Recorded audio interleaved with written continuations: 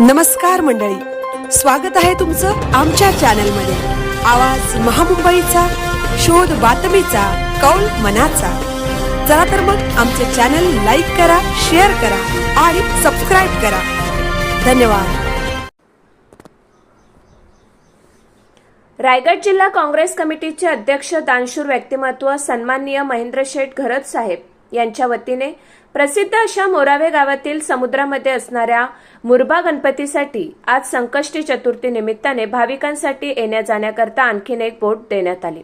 तिचा लोकार्पण सोहळा आज सन्माननीय महेंद्र शेठ घरत साहेब आणि प्रमुख मान्यवरांच्या उपस्थितीमध्ये करण्यात आला।